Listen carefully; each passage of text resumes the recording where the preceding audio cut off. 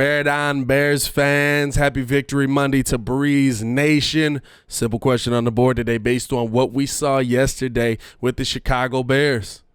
Did Matt Nagy fix his scheme? Let's talk about it, starting now.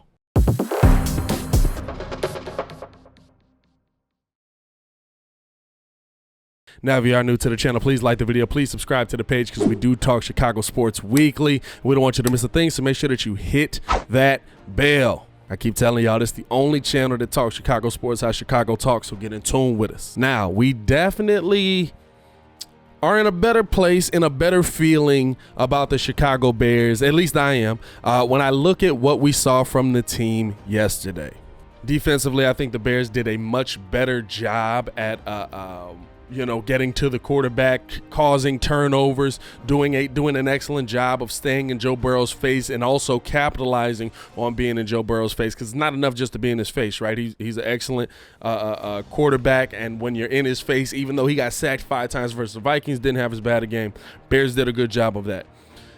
And then on the offensive side, we see Andy Dalton go down due to injury. And I think that we are all expecting Justin Fields to come in. We're expecting him to kind of get this system right away. And I'll say this.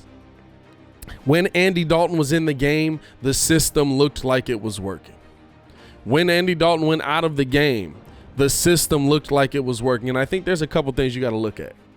We're seeing the ball move down the field. We're seeing balanced play calling from Matt Nagy's side of the ball now. And I'll give credit where credit is due. That's something that we haven't seen from Matt. You know, he's calling a balanced game plan. He's calling a game plan that's not nearly as predictable. And so it makes the defense, at least at a minimum, play a little bit more on its heels. But there's still a long way to go. I mean, still only 200 yards of offense. And the thing that I'll put in there to kind of put a feather in Matt Nagy's cap is his offense didn't help him a lot. Allen Robinson with a couple of drops, Darnell Mooney with a drop as well, although that one you could argue Justin led him a little bit too far, but it did hit him in the hands. But at a minimum, you know, you're talking about 2 for sure, 150-50 ball to the guy that's supposed to be your number 1 receiver, and then one that just hit him in the chest, and he should have been able to come away with it, which even he said, you know, he should have been able to come away with it. If you get those 2 touchdowns, it makes your offense look better. But here's kind of the caveat to this whole thing. So before I do that, so I'll say this. There was absolutely a scheme in place. I could tell what the offense was trying to do.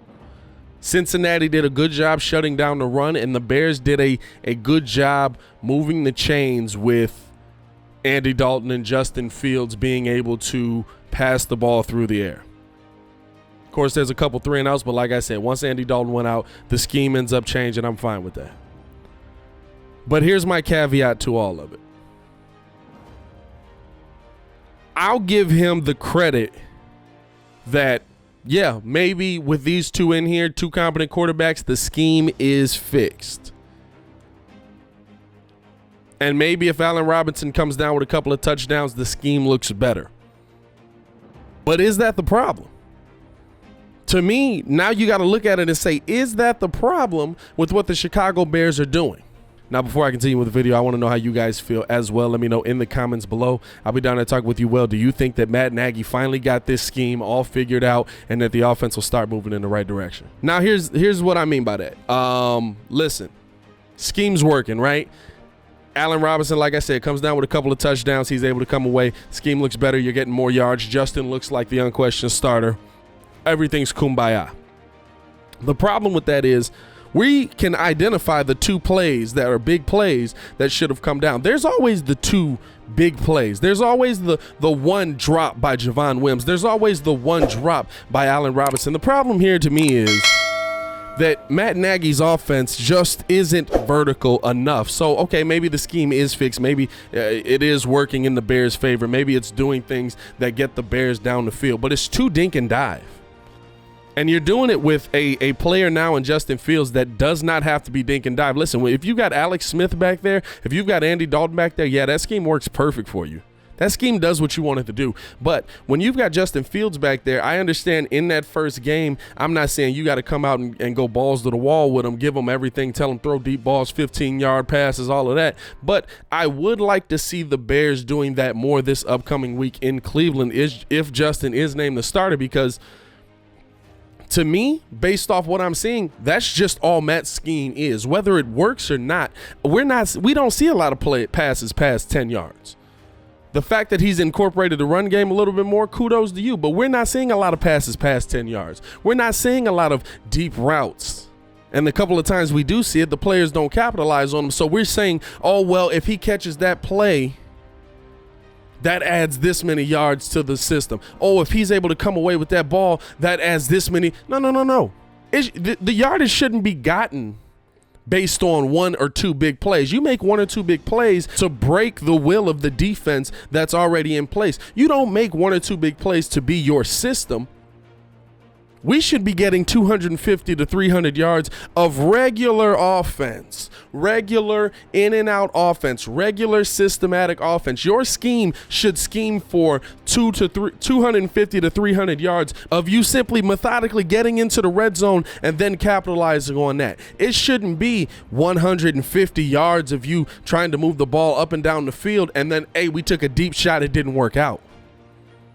So I'll go out on a limb and say, listen, Matt Nagy might have found the keys to his scheme. It might be Justin Fields. It might be Andy Dalton. But that tells me that this is a limited scheme. That tells me there's a cap on what this scheme can do. And that's the more concerning part to me when I look at it. And I mean, listen, like every quarterback can't be the same. We saw, what, a quarter and a half of Andy Dalton? What, Andy went out in the second quarter? Somewhere in there. We saw enough of Andy. Andy should have had more than 57 yards.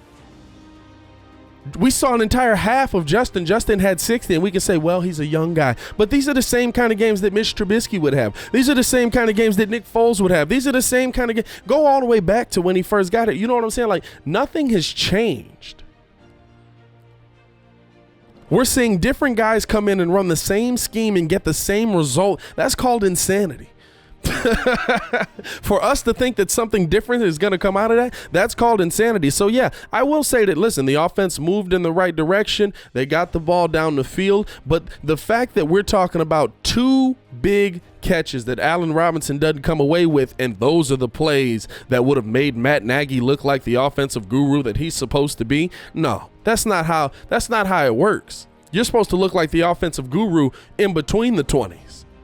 Not when you get to the 50 and then launch a bomb up and Allen Robinson turns it into something big. So that is my biggest concern with Matt Nagy right now with his offensive scheme. Now, as always, I want to know how you guys feel, man. Let me know in the comments below. I'll be down there talking with you as well. Did Matt Nagy fix his scheme? And if he did, does it matter?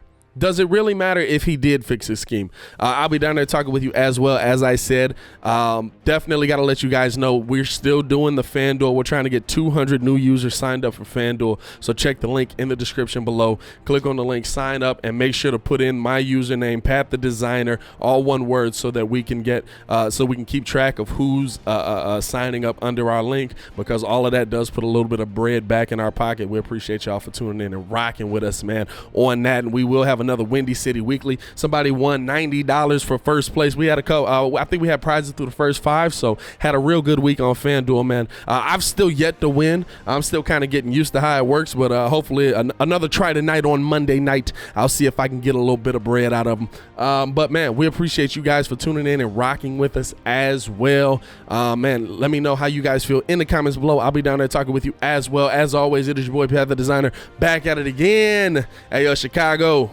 Happy Victory Monday, man. Y'all stay safe out there. Peace.